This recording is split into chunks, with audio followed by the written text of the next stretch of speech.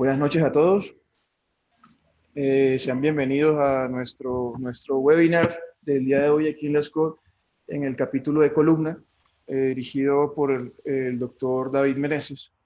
Muchas gracias a todos por haber asistido, a todos los que nos ven también por el webinar. Lo que vamos a desarrollar esta noche, primero vamos a presentar un caso sobre deformidad neuromuscular. Posteriormente, el doctor Meneses nos va a ilustrar con una charla sobre deformidad neuromuscular. Y al final vamos a resolver el caso que presentaremos al principio. Empecemos con el caso clínico. Tenemos un paciente de sexo masculino, 13 años de edad, que consulta con su madre por una deformidad a nivel de la columna, con antecedente de parálisis cerebral clase funcional 5, con cuadriparesia espástica, escoliosis neuromuscular y síndrome convulsivo.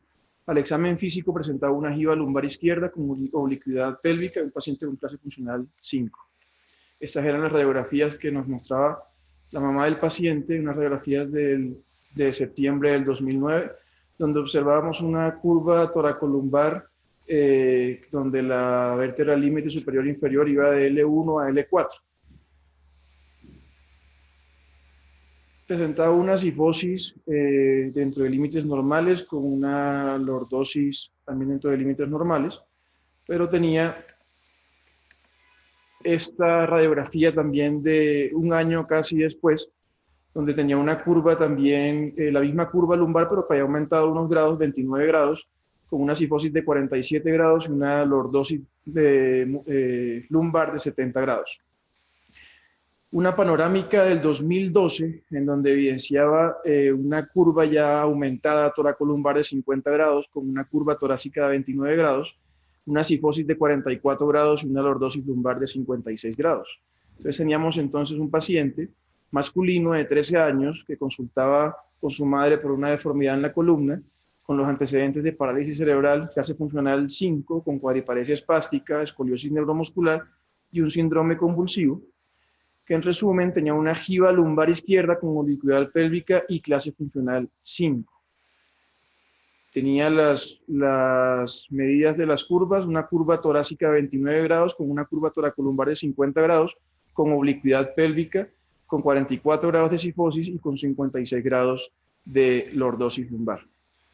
Entonces las preguntas que nos hacemos al principio es ¿qué tipo de escoliosis es la que vamos a tratar según la clasificación de Lowenstein? Porque sabemos que es una escoliosis neuromuscular. Entonces, una escoliosis tipo A, una tipo B, una tipo C o una tipo D.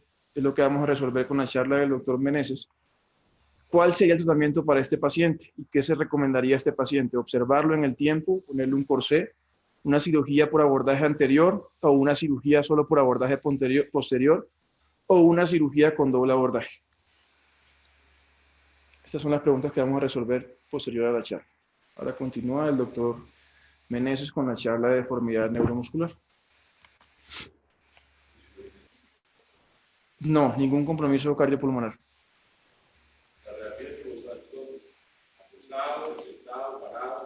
Las del control, las últimas que tenía el paciente eran acostado. Estas. Las que dicen 2012, las últimas. ¿Alguna otra pregunta? Vamos a hablar brevemente de algunos conceptos sobre escoliosis neuromuscular. Esta es una de las escoliosis que a mí me llama mucho la atención por la diversidad de patologías que la producen y la diversidad de tratamientos y cuidados que hay que tener con estos pacientes. En cuanto a la fisiopatología, podemos decir que es la segunda causa más frecuente de deformidad en la columna después de la escoliosis idiopática. Y contrario a los pacientes con escoliosis idiopática, estos pacientes tienen algún grado de discapacidad física y mental. Y también un control de la musculatura del tronco comprometido, ya sea por espasticidad o por hipotonía. Se presenta una incidencia de escoliosis en estos pacientes, o de deformidades, diría yo, en estos pacientes entre el 25 y el 90%. Se pueden producir deformidades en todos los planos, la más frecuente es la escoliosis, acompañada de cifosis, y un poco más rara es la lordosis. como vemos en la resonancia inferior en la diapositiva. La lordosis usualmente, los pacientes con neuromuscular y lordosis usualmente se presentan en pacientes que tienen deformidad en flexión de las caderas, no la pueden extender y compensan haciendo hiperlordosis. Este tipo de deformidad es mucho más difícil de corregir.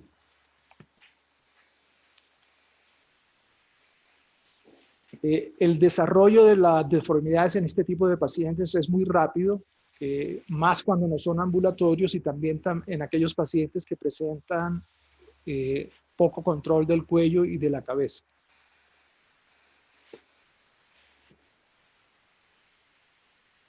Como sabemos, hay causas neuropáticas y miopáticas, no me voy a demorar leyéndolas. Entre las neuropáticas están las de motoneurona superior, la más frecuente, la parálisis cerebral, y las de motoneurona inferior, entre las cuales tenemos la poliomielitis, el trauma, y combinadas como el mielomeningocele. En las miopáticas, las más frecuentes, las distrofias musculares, y entre ellas el Duchenne.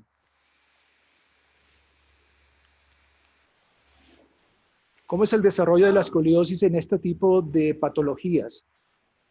En la parálisis cerebral se presentan deformidades entre un 25 al 70%, en la atrofia muscular espinal hasta un 80%, mielomeningocele 70% de deformidades, sobre todo cuando es por encima de L3, y en el Duchenne un 90% cuando dejan de hacer ambulatorios. Aquí me faltó hablarles también un poquito del trauma. Pacientes con trauma medular o con tumores cerebrales o del cordón medular antes de los 10 años de edad, el 100% hacen deformidad de la columna. Entre las hipatologías asociadas, ya habíamos hablado de, pueden presentar espasticidad o hipotonía. Es muy frecuente la osteopenia y la osteoporosis, ya que la mayoría están confinados a una silla de ruedas o a una cama. El retardo mental se acompañan de enfermedades cardiopulmonares, especialmente en los pacientes con distrofias musculares como el Duchenne, convulsiones, desnutrición, es difícil alimentarlos, sobre todo a medida que la clase funcional se va deteriorando, y problemas de reflujo y gastrointestinales. Entonces, ¿qué podemos decir de la historia natural? Inician desde una edad temprana y progresan rápidamente. Inicialmente son flexibles estas curvas, uno los tracciona de pequeños a 3, 4 años de edad y corrigen, y en este estado requieren solamente observación. Pero a medida que aumenta la masa corporal de estos niños, la musculatura del tronco requiere hacer un mayor esfuerzo, llevando a fatiga y dolor y a que se aumenten los brazos de palanca y la deformidad progrese. La deformidad con el tiempo se va volviendo rígida y es importante saber que progresan después de la madurez esquelética, a diferencia de las escoliosis idiopáticas. La mayoría de las curvas son curvas largas, como las que ven en las imágenes, y se acompañan en la mayoría de los casos de oblicuidad pélvica. Son curvas dolorosas y, como habíamos comentado, pueden presentar deformidades en todos los planos. Tiene implicaciones cosméticas. Hay pérdida del balance con la sedestación, y creo que a eso iba la pregunta del doctor Gelo antes. Estos pacientes, cuando tienen una clase funcional aceptable, tienen que utilizar sus manos para sostenerse, y es lo que llaman algunos autores cuadriplegia funcional. Presentan complicaciones respiratorias y gástricas y, importantísimo, dolor. Y el dolor se produce por fatiga muscular, se produce por artrosis que hacen en la concavidad de la curva y porque las costillas, como ven ahí, terminan metiéndose, o la pelvis termina metiéndose dentro de la reja costal. Esta es una imagen que nos muestra cómo tiene que el paciente llevar su tronco y sostenerse con la mano para poder ser estable cuando está sentado. En la evaluación, pues importante la evaluación neurológica, y en el caso de la parálisis cerebral, la escala funcional. Ver el patrón y función respiratoria, porque esto podría ser una contraindicación para realizar un procedimiento quirúrgico, por ejemplo, cuando tienen una capacidad vital menor del 30% y cuando la presión arterial de CO2 es mayor del 50 o la arterial menor del 50. Es importante también valorar la función cardíaca, especialmente en las distrofias musculares con ecocardiograma y electrocardiograma. El estado nutricional, ya que estos pacientes pues son muy propensos a realizar infecciones y complicaciones en el postoperatorio. Entonces, contraindicaciones, por ejemplo, para llevarlos a cirugía, sería una albúmina sérica menor del 3.5 y un recuento de linfocitos menor de 1500. A estos pacientes habría que optimizarlos antes de la cirugía. Evaluar la función gástrica, si tienen dificultad para deglutir, si requieren de sonda nasogástrica para alimentación, si tienen reflujo, etc. El uso de anticonvulsivantes, que como sabemos pueden aumentar la osteoporosis y producir problemas también en el postoperatorio. Digamos que esta evaluación es un trabajo multidisciplinario donde está el endocrinólogo, donde tenemos al neurólogo, donde tenemos al nutricionista, etcétera, etcétera, para poder determinar cómo mejoramos o optimizamos a estos pacientes para poderlos llevar a cirugía en caso de que se necesitara. Esta es una imagen que nos muestra básicamente si la deformidad es suprapélvica o infrapélvica. Es un test que hacemos en el borde de la cama con las caderas flejadas donde ustedes ven que dice A, el paciente está neutro. En B llevamos la pelvis hacia la derecha y vemos que la columna corrige. Eso nos quiere decir que la deformidad es infrapélvica.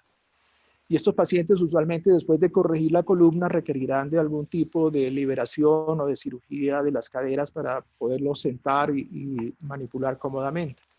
En cambio en la C vemos que a pesar de que llevamos la pelvis hacia la derecha, la columna no corrige. Eso es una deformidad suprapélvica.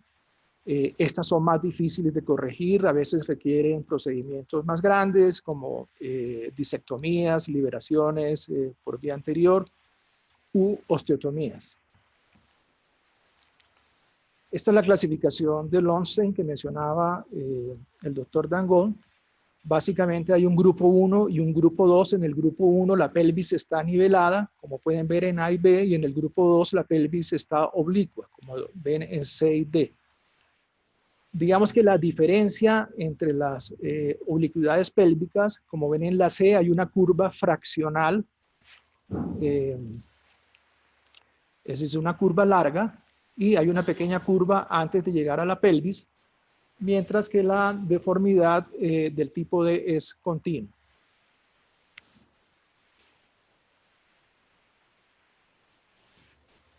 ¿Qué buscamos con el tratamiento? Mejorar la calidad de vida, no solamente del paciente, sino del cuidador y de la familia, mejorar la capacidad de sedestación y posición, disminuir el dolor, como ya les expliqué, a estos pacientes les duele, y evitar el deterioro de la función pulmonar y gastrointestinal. Aquí me voy a detener un poquito para comentarles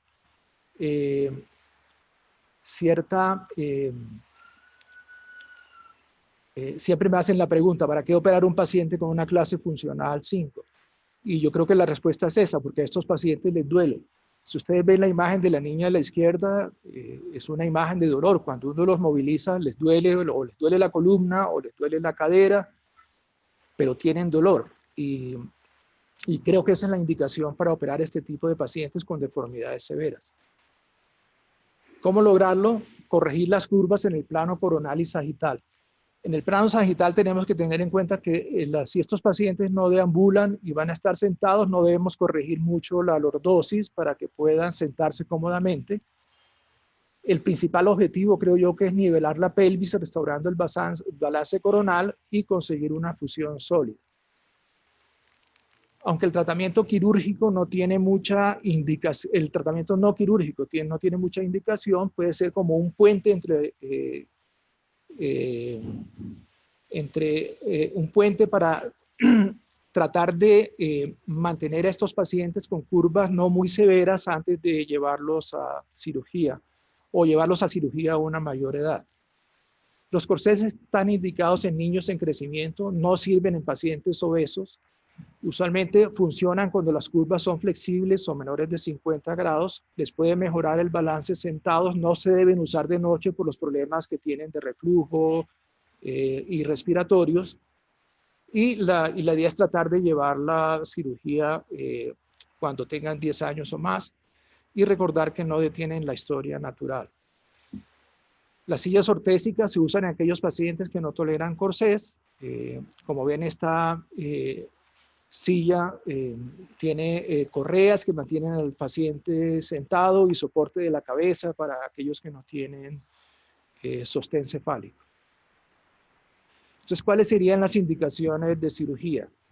Dolor de la espalda, dolor costopélvico, dificultad para sentarse, dificultades del cuidado del paciente, la higiene, el transporte. Ustedes no se imaginan lo difícil que es transportar para la familia a un paciente con una deformidad como esta de un lado a otro, complicaciones cardiorrespiratorias, y yo diría que en conjunto es mejorar la calidad de vida del paciente y de la familia. ¿Qué tipos de cirugías tenemos? Podemos hacer una fusión posterior con instrumentación segmentaria, que puede ser solamente una cirugía por vía posterior, o podemos hacer una suplementación anterior. Yo diría que hoy en día yo hago suplementación anterior en pacientes que tienen mielomeningocele y poco sustrato óseo para hacer una fusión por vía posterior. También podemos hacer fusión anterior con instrumentación. Cada vez la hacemos menos porque pues, estamos haciendo más cirugías por vía posterior con osteotomías grandes, resecciones vertebrales, etcétera. Pero yo creo que es una buena cirugía, sobre todo en pacientes con curvas mayores de 80 grados y rígidas. Sistemas de crecimiento los usamos en pacientes que están en crecimiento para no usar, obviamente, para no hacer una fusión muy temprana que deje el tronco muy corto. El dilema que se ha tenido en algunos pacientes es si incluir la pelvis o no en la instrumentación. Yo diría que en pacientes que son ambulatorios, yo siempre trato de que la instrumentación no llegue a la pelvis, trato de tenerla en L5, pero hablo con la familia y les digo que es probable que de pronto con el tiempo se requiera aumentar la instrumentación.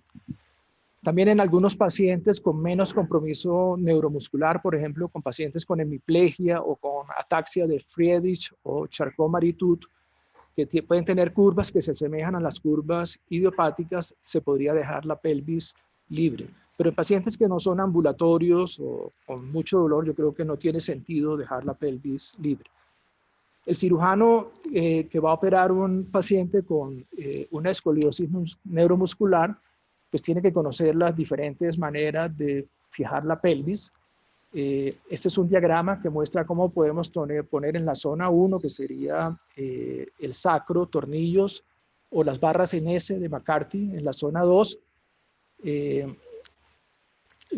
tornillos en S2 y la barra de Jackson, una barra que va metida por el foramen y recorre el sacro. El famoso Luque Galveston.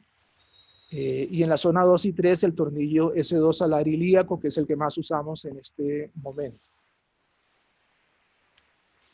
Aquí unas imágenes, arriba a la izquierda ven las barras de Galveston, es una barra que se llama ENU y que corrigen muy bien. No las tenemos aquí y realmente las usamos durante un tiempo, pero en este momento no. Abajo vemos la fijación a la pelvis, donde dice y abajo miramos lo que es la fijación también de la pelvis, del ilíaco. Aquí vemos ejemplos clínicos, a la izquierda una barra tipo Galveston y a la derecha una barra tipo S o de Jackson-McCarthy. Aquí tenemos otro ejemplo de Galveston y de tornillos S2 ilíacos. Este es un ejemplo de un paciente con una curva de 120 grados, oblicuidad pélvica, a quien se le hizo primero una vía anterior y se suplementó con una corrección luego por vía posterior. Voy a hablar ahora un poco de algunas entidades, voy a hablar solamente de 3 entidades que son muy frecuentes que se presenten en la escoliosis neuromuscular. La primera de ellas es la parálisis cerebral, que es la condición neuromuscular más común en ortopedia y se ocasiona por una anoxia cerebral que produce lesión de la motoneurona superior. Las escoliosis aparecen entre los 6 y 10 años de edad y a medida que la clase funcional se deteriora, lo que ven a la derecha es la manera de clasificarlas. Cuando tienen clase funcional 5 son básicamente dependientes. A medida que aumenta la clase funcional, la presencia de escoliosis es mayor. A los 15 años, la mayoría de los pacientes con parálisis cerebral tienen escoliosis, son curvas largas con oblicuidad pélvica y la más frecuente es la tipo C. Cuando alcanzan la adolescencia y curvas por encima de 40 a 60 grados, pueden progresar entre 2 y 4 grados por mes, eso es muchísimo. Y por eso veremos adelante cuál es la recomendación para operar a estos pacientes.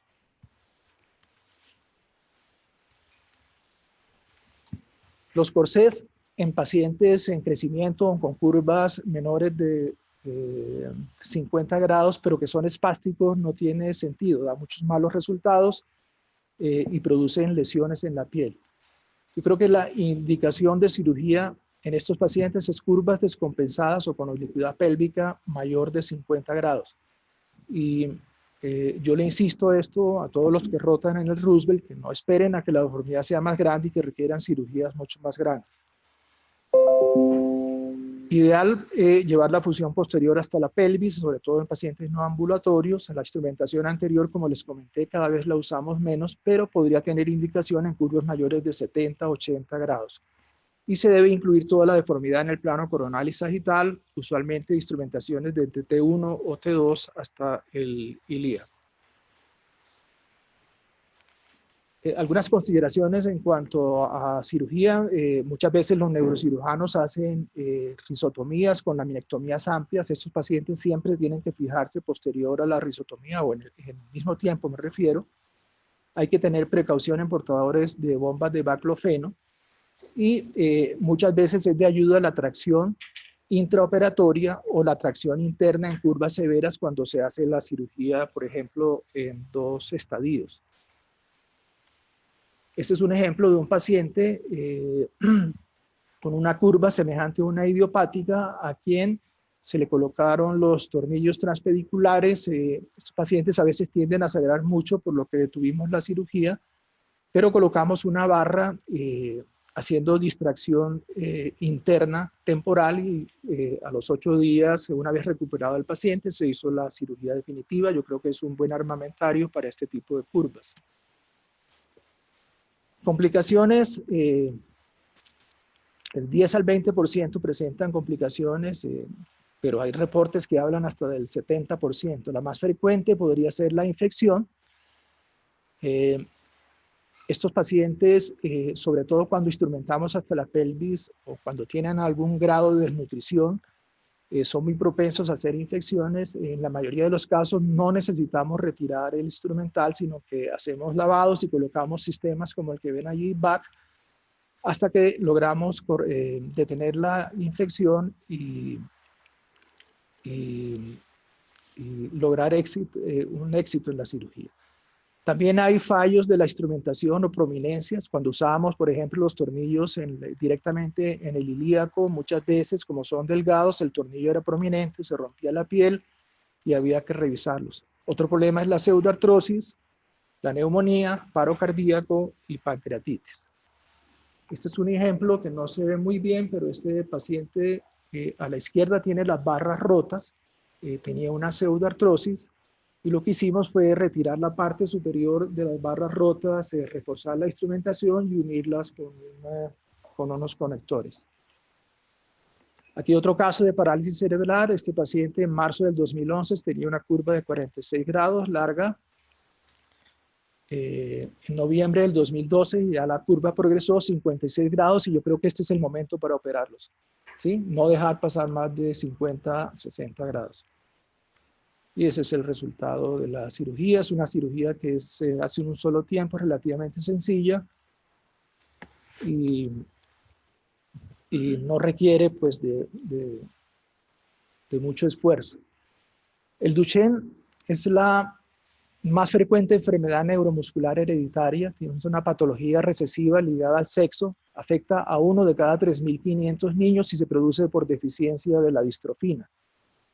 Cuando hay deficiencia de distrofina, el músculo se va tornando graso y se va debilitando. Hay una debilidad muscular progresiva, usualmente el inicio es entre los 3 y los 5 años de edad. Empieza a deteriorarse la marcha, la madre o los padres creían que era un niño normal, pero empiezan a darse cuenta que tienen alteraciones y dificultad para caminar.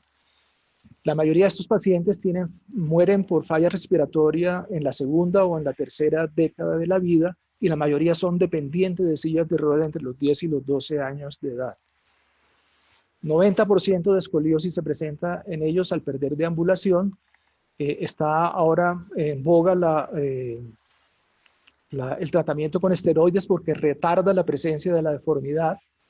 El desflazacort se les da de temprana edad y eso ayuda a que la deformidad no progrese tan rápidamente. Estos pacientes, a diferencia de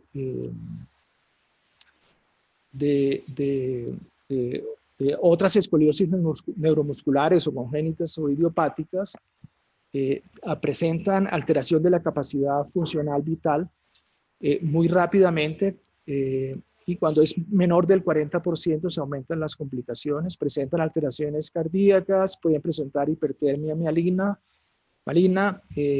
obesidad y fibrosis muscular. El uso de corsé temprano puede retardar la progresión y el tratamiento quirúrgico se debe dar cuando estos pacientes tienen curvas de 30 grados y si uno revisa la literatura actualmente ya recomiendan hacerla cuando tienen curvas de 20 grados. No dejarlas progresar porque pues a medida que aumentan los problemas cardiopulmonares y es más difícil realizar el tratamiento. La instrumentación se puede realizar desde T3 o T2 hasta L5 o a la pelvis si tienen una oblicuidad mayor de 10 o 15 grados. Se deben hacer fijaciones segmentarias. En distrofias diferentes al Duchenne uno puede esperar a que la curva llegue a 50 grados, pero evaluando constantemente la función pulmonar y si se deteriora hacer la cirugía previamente. Es un caso de un paciente con Duchenne. Una curva de 85 grados, tipo C, tipo D.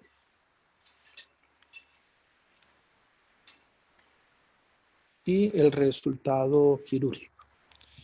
Por último, les voy a hablar del mielomeningocele.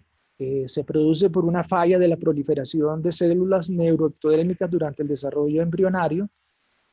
Como ven en el TAC, en la reconstrucción, hay ausencia o deficiencia de elementos posteriores, lo que hace el tratamiento quirúrgico mucho más complicado.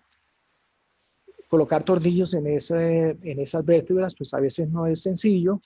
Y hacer una artrodesis en ese sitio tampoco es sencillo porque no tiene elementos posteriores. Se asocian a anomalías congénitas y patologías del cordón medular.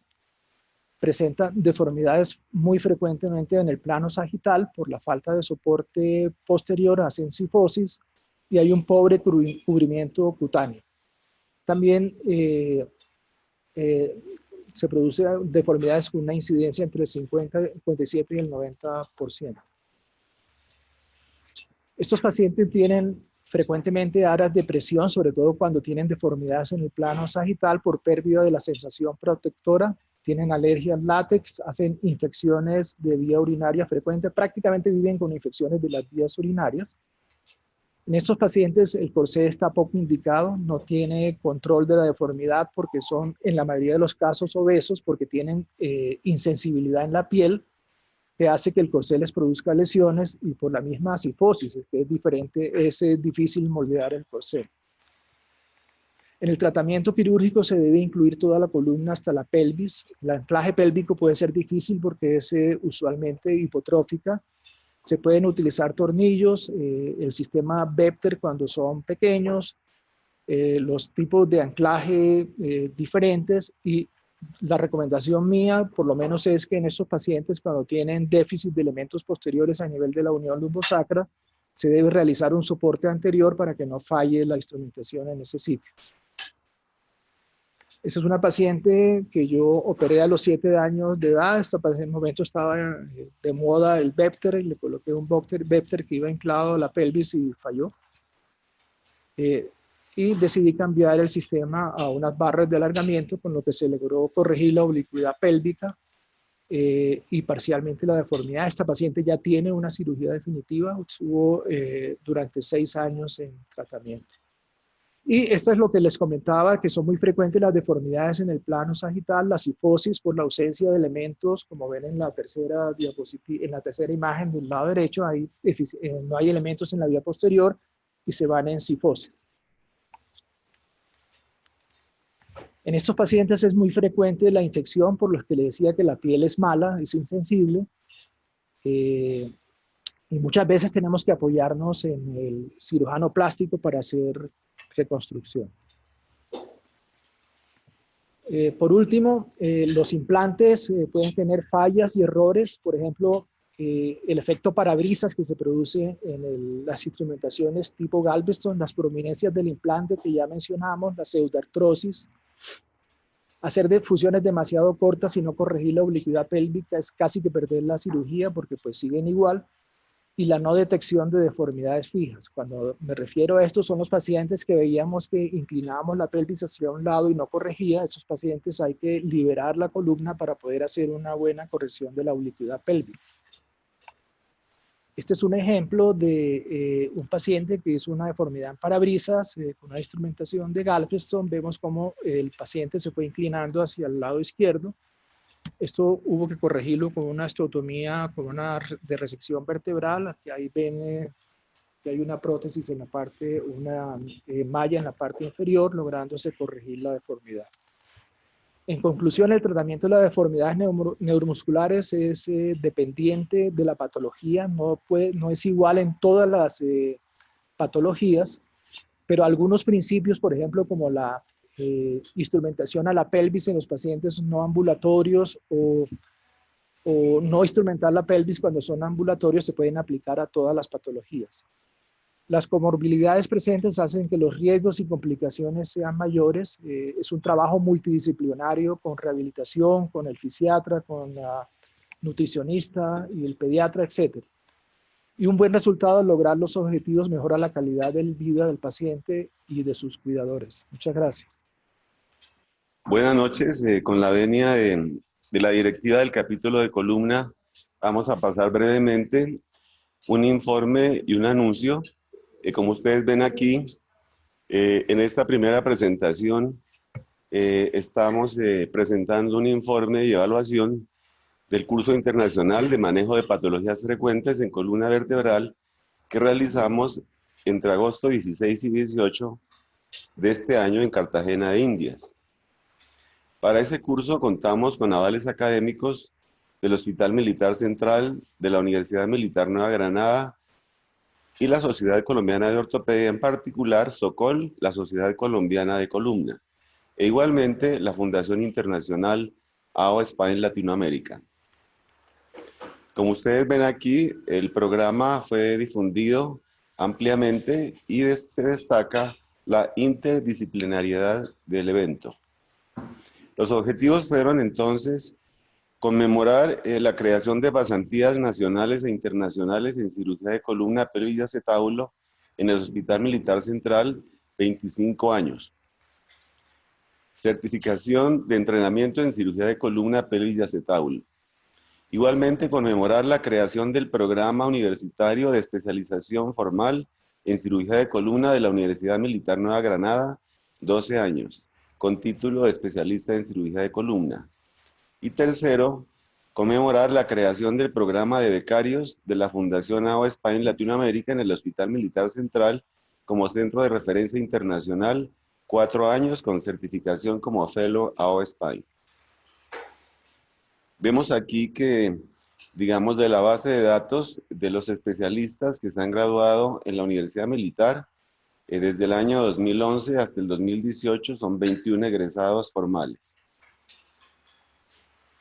Y a nivel del hospital, entrenamientos no formales, o sea, en el Hospital Militar Central, con certificación en cirugía de columna, pelvis y acetábulo, tenemos 26, digamos, colegas ortopedistas o neurocirujanos, algunos nacionales, como ven ustedes a la izquierda, y otros extranjeros de diferentes países de Latinoamérica que han egresado para un total de 26.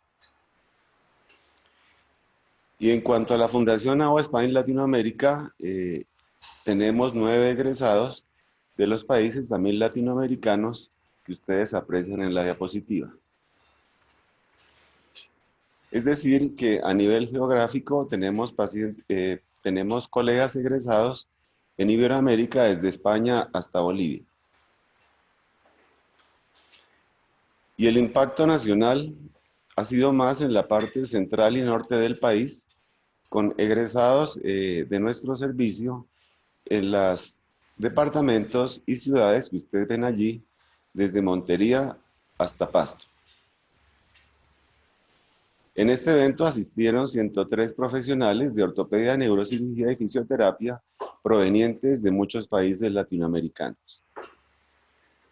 Los aportes del evento fueron entonces el enfoque interdisciplinario del programa académico con la participación de neuroradiología, neuroanestesia, neurocirugía, ortopedia columna, clínica del dolor, órtesis y fisioterapia.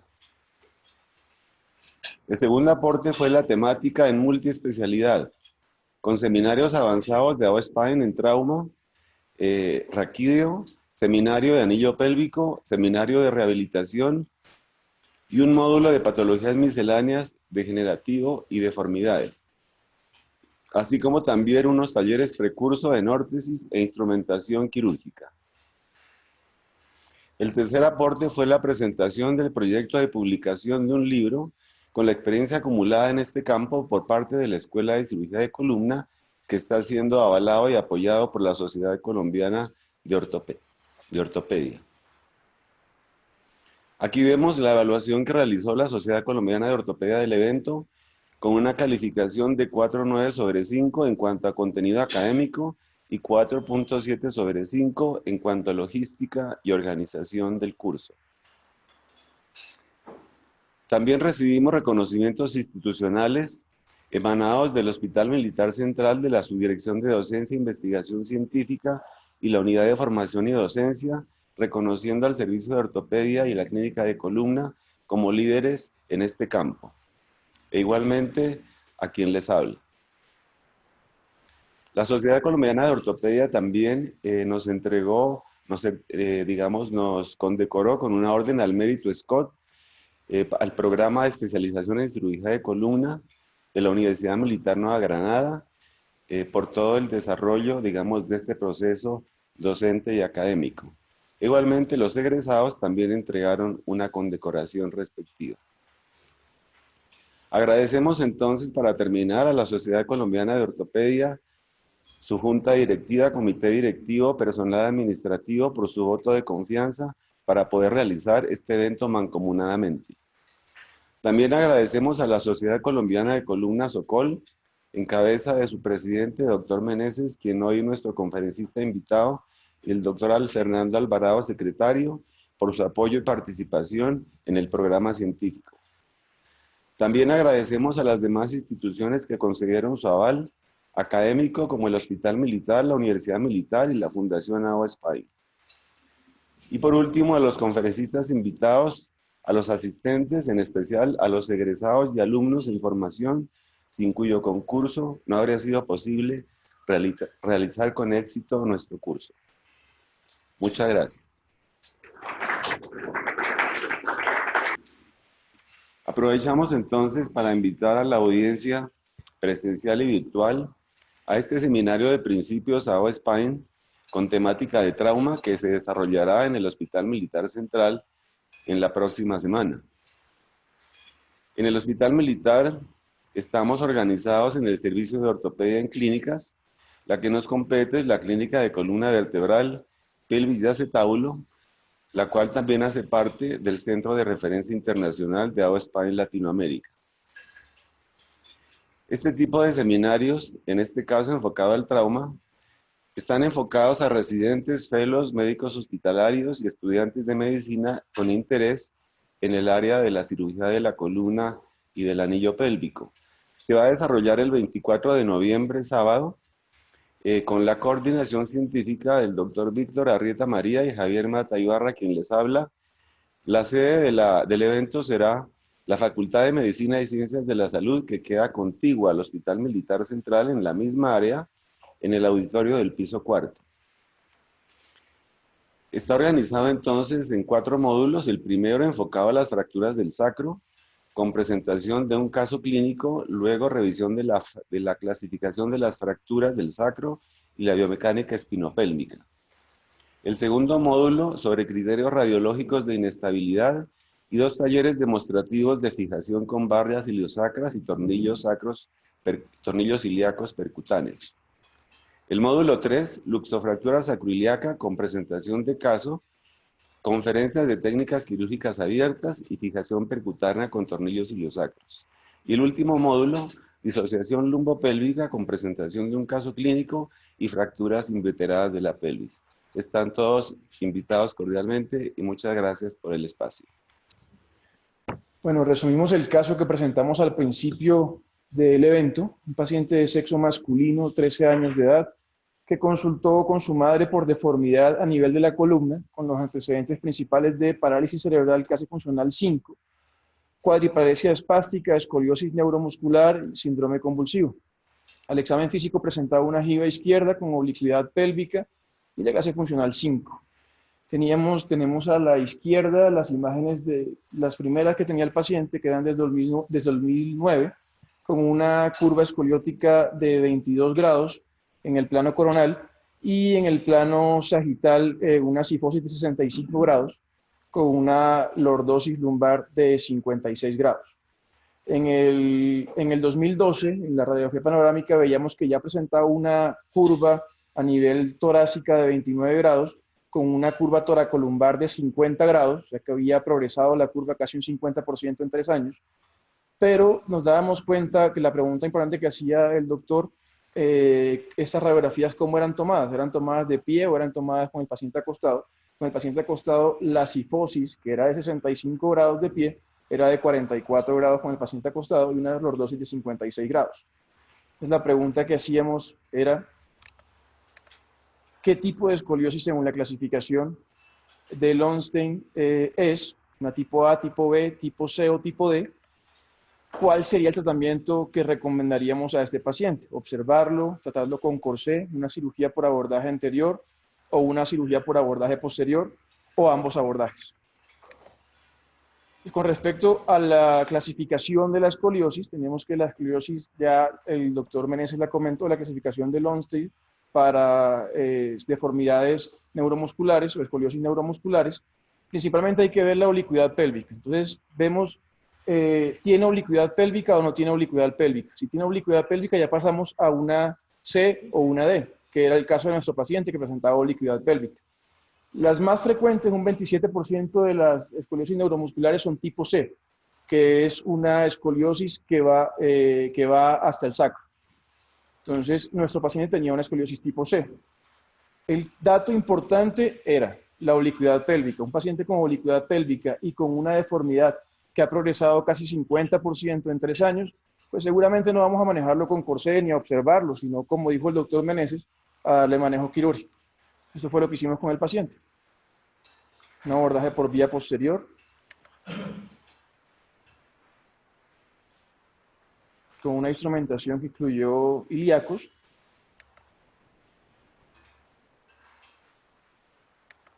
Y estas fueron las radiografías posoperatorias. Tanto en el plano coronal como en el plano sagital vemos una adecuada corrección de la deformidad.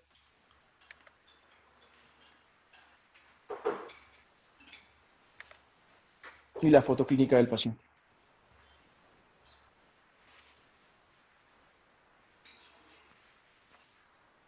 ¿Preguntas?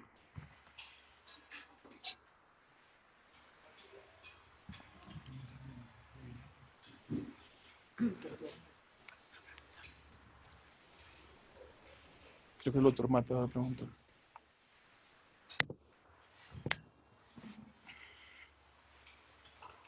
Comentario, felicitar el excelente caso, un excelente resultado. Vemos cómo el doctor Jiménez hablábamos ahí de la modificada muchas veces en pacientes como estos que tienen una gran discapacidad, se justifican los operarios y vemos que tener una espalda recta, una columna alineada, una cintura flexionada, va a mejorar mucho la calidad de vida del paciente y vemos también en su entorno familiar, como es un hombre que no está asistiendo operatorio. Pregunta tenía para el doctor Meneses respecto a la necesidad de instrumentación. Veíamos en la radiografía postquirúrgica que había una alta densidad de tornillos en la lumbar y una menor densidad en la zona torácica. ¿Cómo, digamos, decide a estos pacientes hacer una densidad total o menor de implantes en estos pacientes neuromusculares?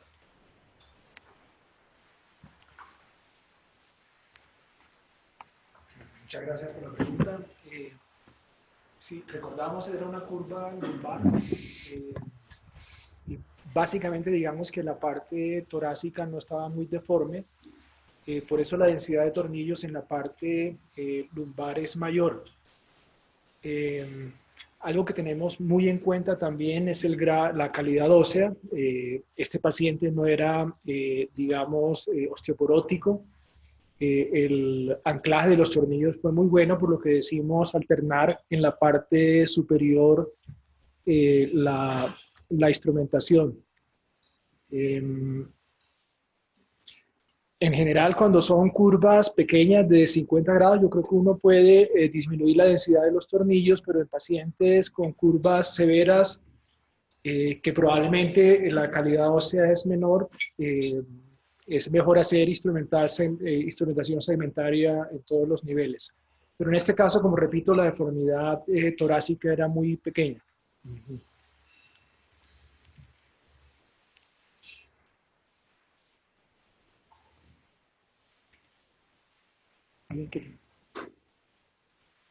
La pregunta la hacía porque, como también fue motivo de mesa redonda en el curso de Cartagena, realizamos, que acabo de presentar el informe, esta misma inquietud la planteamos al grupo de conferencistas expertos en deformidades, puesto que hay, por un lado, una tendencia a fijar segmentariamente todas las vértebras en este momento con tornillos, así como en el año 80 era con alambres sublaminares con la técnica de Luque.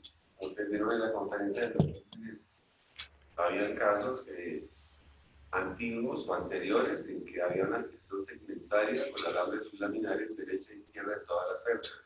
Y hoy en día eso se ha, digamos, trasladado a la fijación con tornillos. Entonces, también recuerdo que en esta mesa redonda he recomendado ser un poco lógicos y no tomar, digamos, como una norma de que hoy en día todas las vértebras se tienen que fijar bilateralmente con tornillos, sino que de acuerdo a la rigidez de las deformidades, al tipo de la deformidad, uno puede hacer una fijación con menor densidad o más estratégica o incluso híbrida, en que una vez puede mezclar, por ejemplo, en pacientes que en la zona torácica tengan pedículos muy pequeños, pueden combinar, por ejemplo, tornillos en la zona lumbar y ganchos o alambres laminares en la zona torácica. Es decir, uno podría utilizar de una forma híbrida diferentes tipos de implantes, ganchos, tornillos, barras, conectores y anclajes de, digamos, metálicos que pueden ser de alambre o cables, también se pueden combinar. Gracias.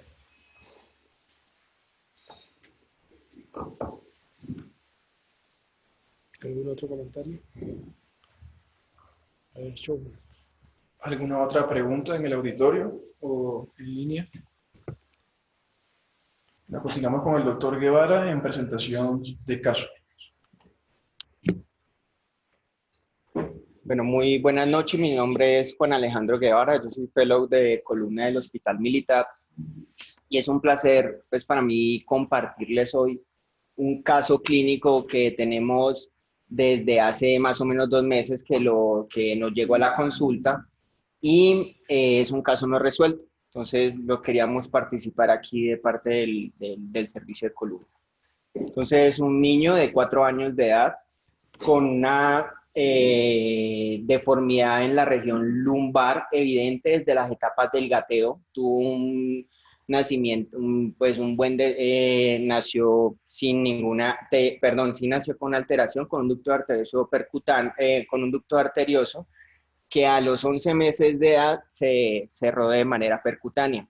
Y desde el gateo, desde más o menos los 4 o 6 meses, porque tuvo un adecuado desarrollo psicomotor, la mamá le empezó a notar una jiba o como una deformidad en la región dorsolumbar. El niño, adecuado desarrollo motor, pues caminó al año, año y medio, al año pasado. El examen físico, les debo pues las fotos clínicas. Es un paciente que tiene un buen patrón de marcha para la edad, 4 años de edad. Tiene un imbalance coronal derecho, una deformidad dorsolumbar y pues una fuerza y sensibilidad conservada en los miembros inferiores. Entonces esta es la radiografía inicial, es una radiografía, es una panorámica de columna vertebral en la que vemos una cifosis. Vemos una escoliosis derecha lumbar en el plano coronal de entre L1 y L5 de 61 grados. Y en el plano sagital, pues vemos, es donde de pronto más nos preocupan las deformidades, que tiene unas importantes deformidades aquí en el plano sagital. Como vemos, tiene una rectificación de la lordosis, una lordosis casi de 23 grados, y está algo también recto, está hiposifótico casi en el límite, en 19 grados de cifosis torácica.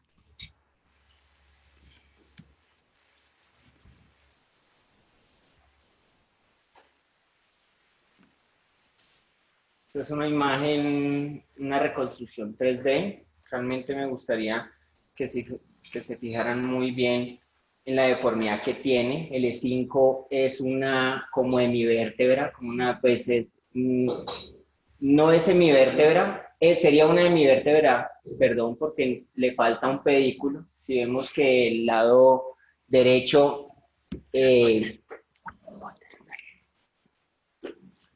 vemos que en el lado derecho, volver a repetirle,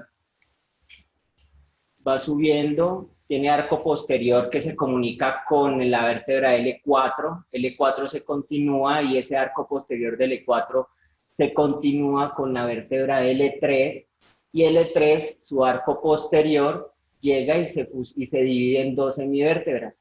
Aquí se termina esta deformidad que viene casi desde una hemivértebra entre L2 y pues todo como deformidad en espiral que tiene el paciente.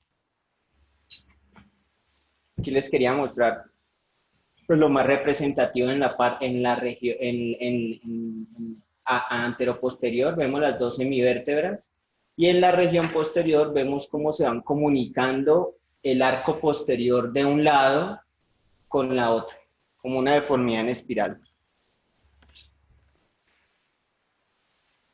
Aquí otra vez les muestro la secuencia. Aquí vemos cómo está el E5 sin pedículo, o sea, es una hemivértebra. Aquí se ve muy bien la imagen, aquí hay un trazo pues en todo el plano axial del E5 y vemos que el E5 empieza siendo una hemivértebra sin el pedículo. Y pues tiene múltiples deformidades realmente este paciente, pero pues poniéndola en el diagnóstico morfológico como tal de las deformidades congénitas, pues sería una hemivértebra segmentada. Al ser segmentada, pues va a tener discos de crecimiento en ambos lados, entonces va a tener mayor riesgo de progresión de la curva. Esta es la resonancia magnética del paciente. Vemos que no tiene pues nada que nos preocupe en cuanto a qué.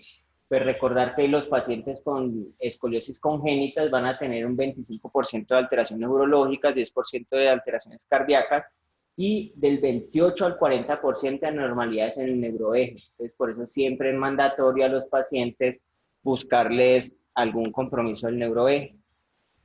Aquí les quería mostrar pues las partes, la zona donde está más afectada los defectos vertebrales. Y vemos que no hay ninguna diastomatomelia ni nada por el estilo que me haga pensar pues que la médula está anclada en esa zona en el momento en que la estoy corrigiendo. Entonces, ¿qué es importante en este paciente? Es un paciente que tiene 4 años de edad y ya tiene casi, pues tiene muchas deformidades y tiene como 60 grados de ángulo. Este es un caso muy representativo en el que realmente nos tenemos que anticipar a una deformidad que este paciente va a tener. Entonces, este es un niño de 3 años de edad con 40 grados de escoliosis. El paciente se dejó así sin manejo, con manejo ortopédico, muy probablemente, o sin manejo, perdón, no se le hizo manejo a este paciente.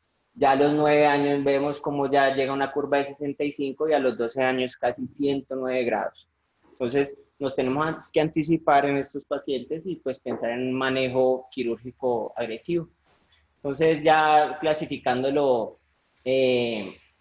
según la clasificación de una escoliosis de inicio temprano, pues sería una escoliosis congénita con ángulo, sería ángulo COP3 de 51 a 90, con una hiposiposis menor de 20 grados o pues en el límite, y pues un modificador que en este caso no sería indicado en este paciente porque pues es una deformidad congénita.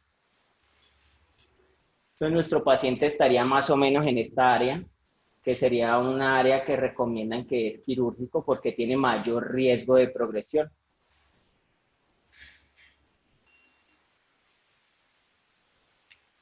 Y aquí un resumen del caso. Entonces, no sé, nos gustaría escuchar opiniones y algo que nos ayude en cómo resolver el caso. ¿A alguien le gustaría?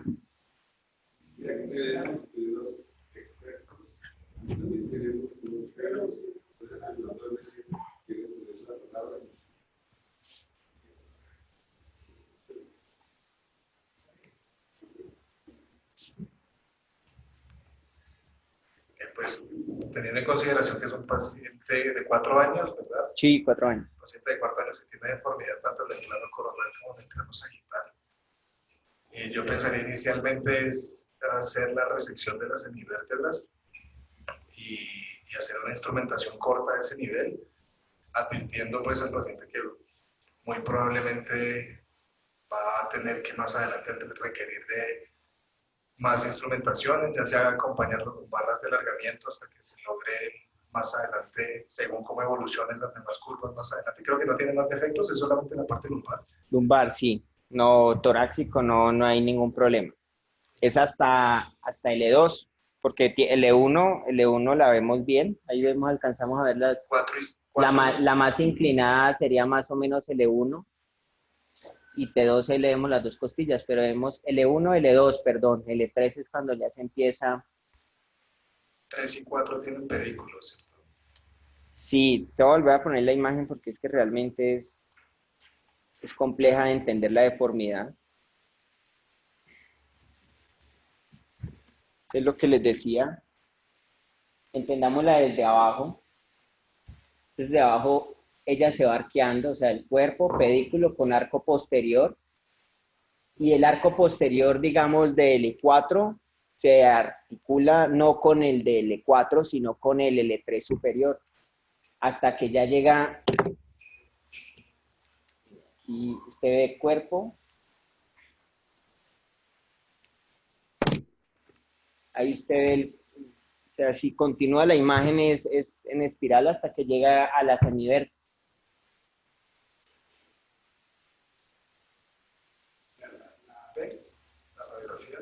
La P.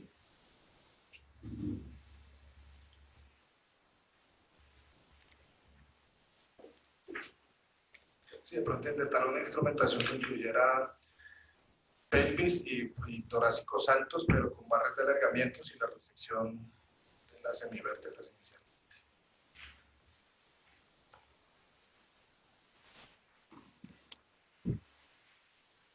¿Alguna otra opinión? ¿Ustedes, doctores?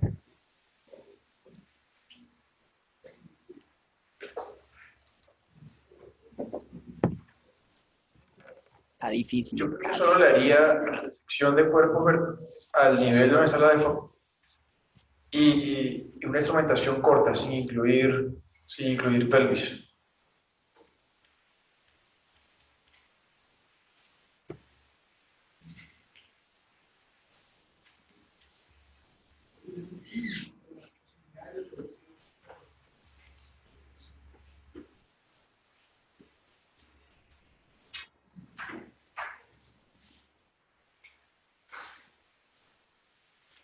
Realmente la clasificación y por lo que estamos en el tipo de las vértebras, las probabilidades son altas, pues porque tiene fusión de un solo lado, entonces la tasa de fusión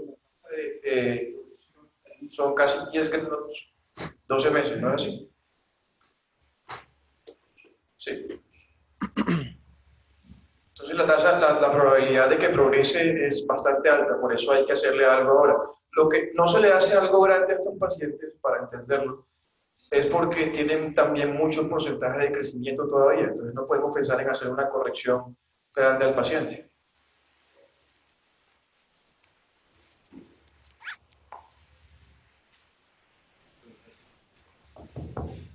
Pues, una anomalía así bastante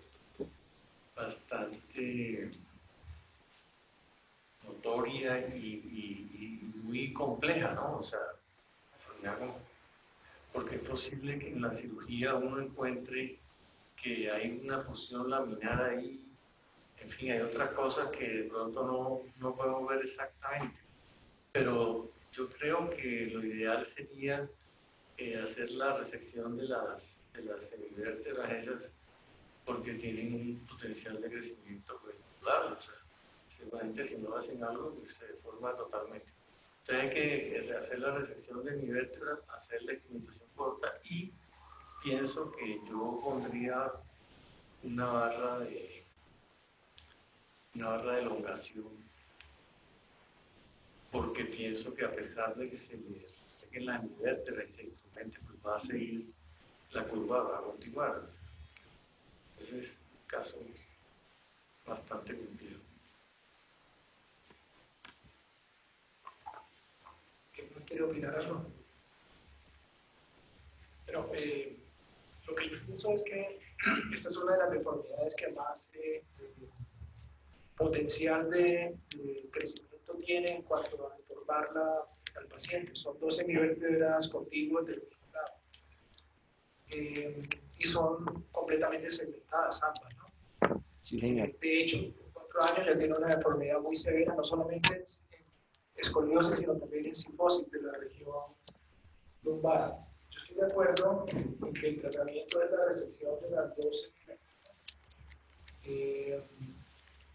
yo haría una instrumentación no tan corta, de una vértebra por encima y una vértebra por debajo, sino 2 vértebras por encima y 2 vértebras por debajo, con el fin de tratar de corregir lo mejor posible la escoliosis y también darle algo de lordosis a ese segmento. Creo que lo que se ve a nivel de la unión lumbopélvica, que se ve el arranque del L5 como inclinado, eso corrige una vez corrigido la deformidad y resecando las semivértebras. Eso pienso. Bueno, doctor Guevara, ¿y usted qué ha pensado hacerle? Este es un paciente que no es mío, es del doctor Rita. Y digamos, ¿cuál es el plan que tiene con él? El plan quirúrgico es más o menos lo que se ha hablado. Pues pensamos en realizar la resección de las semivértebras, de estas dos que están aquí. Realmente, si vemos aquí, esta es una vértebra. Aquí yo traté de esquematizar algo para entender mejor. Este es un cuerpo vertebral, este es el otro, este es el E3, ¿cierto? Pero entonces si vemos desde atrás, porque es que vamos a abordar, el paciente es por detrás y es muy fácil uno perderse en estos pacientes por la anatomía. vemos que el arco posterior de L3, que es donde vamos a buscar los pedículos para anclarnos en esta zona, es esta parte. Entonces lo que vamos a resecar es parte de las láminas de las dos hemivértebras. Entonces la misma rotación que está haciendo el paciente nos está como asomando los procesos transversos de estas hemivértebras, y pues el plan sería llegar, identificar estos segmentos L3, que sería complejo de identificar, pero pues ya yéndonos con este plan lo identificaríamos acá. También me parece muy corta realizar esta resección y solo hacer 2 segmentos, pues yo había planeado 2 segmentos superior y pues abajo 1, pero pues también me parece muy válido que nos vayamos con 2. Resecar el arco posterior, no tanto línea media, sino solo como la lámina. De pronto línea media nos ayuda para ayudar a corregir más. De pronto si yo dejo esta línea media va a ser más difícil lograr una corrección, y hacer como una decarceración de la vértebra, o sea, irme como comiendo la vértebra hasta que me permita realizar la corrección. Entonces, identifico los pedículos, es una tarea compleja, pero pues toca hacerlo, pienso yo, con la técnica de vertebroplastia, que ponemos bien el cuerpo vertebral encima del intensificador y pues ahí ubicamos bien los pedículos, hacemos la resección y después de hecha la resección, pues hacemos la corrección. Obviamente este paciente va a ir con neuromonitoreo y todo eso, y al injerto. Este es el plan más o menos que había propuesto. Se ve sí, un plan muy estructurado, muy bien. Felicitaciones pues, por la planificación y la revisión del tema en cuanto a clasificación y demás. Y pues yo pienso que pues, es muy válido. Teóricamente uno piensa que puede llegar a dosar las 2 vértebras normales, pero prácticamente puede ser que uno no llegue a lograrlo en cirugía. Puede quedar un espacio, ¿sí? Pero afortunadamente estos niños tienen un gran poder osteogénico y pues si uno no llega a dosar completamente las 2 vértebras sanas, ese espacio pues habrá que rellenarlo con injerto óseo. O sea, porque teóricamente uno piensa que sí, que es fácil, que bien usted lo dice, uno en cirugía, a todos nos ha pasado, no vemos bien los límites, no sabemos exactamente las partes que se tienen que resecar, el amplificador de imagen a veces también es confuso y uno puede cometer errores. Pero sí, probablemente pues lo más indicado sea eso, atacar el punto básico es la deformidad de las semivértebras, no tanto preocuparnos de lo demás, sino donde está ocurriendo la deformidad principalmente es en esas semivértebras.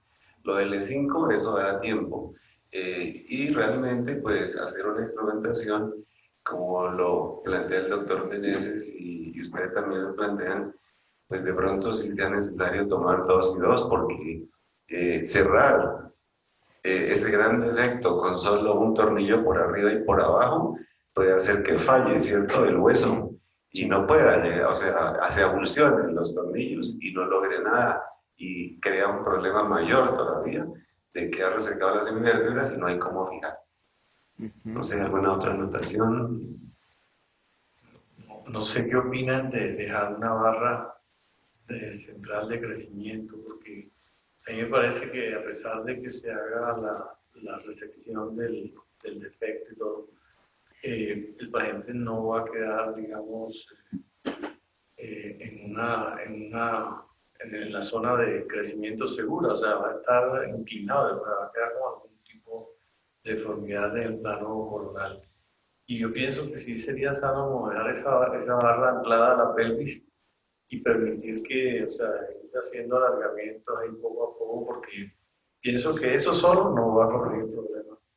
Totalmente, ¿no? Yo tal vez soy un poco más optimista, Fabián. Yo pienso que haciendo la decancelación que mencionaba el doctor Guevara, yo más que decancelación retiro las 2 semivértebras. A mí me gusta quitar el disco tanto de la parte inferior y de la parte superior. Muchas veces sucede lo que dice el doctor Mata, que uno no alcanza a cerrar todo, entonces me gusta que haya hueso y que pues, se integren los injertos que uno coloque allí. Yo creo que esto corrige bastante quitando las dos hemivértebras. Como les dije, también tiene una deformidad de cifosis y lo que yo he visto cuando quito estas vértebras contiguas son muy grandes, colocar un solo tornillo, un tornillo abajo, puede que cierren el plano coronal, pero la cifosis no la corrige.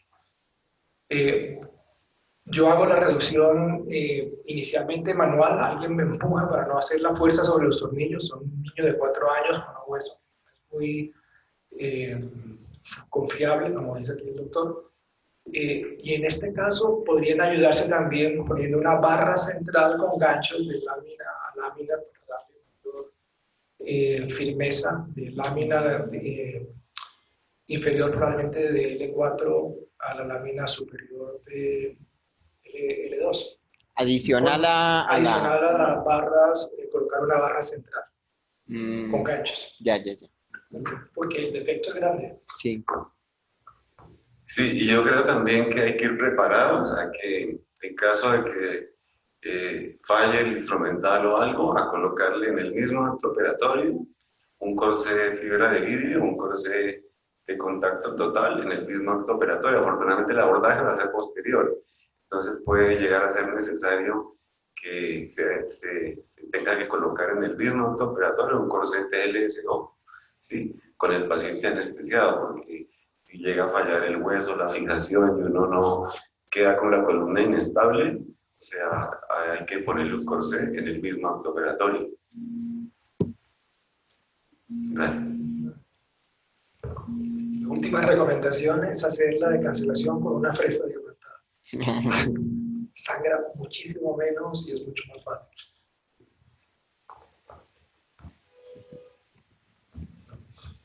Gracias, muy buen caso. Doctor Rangón.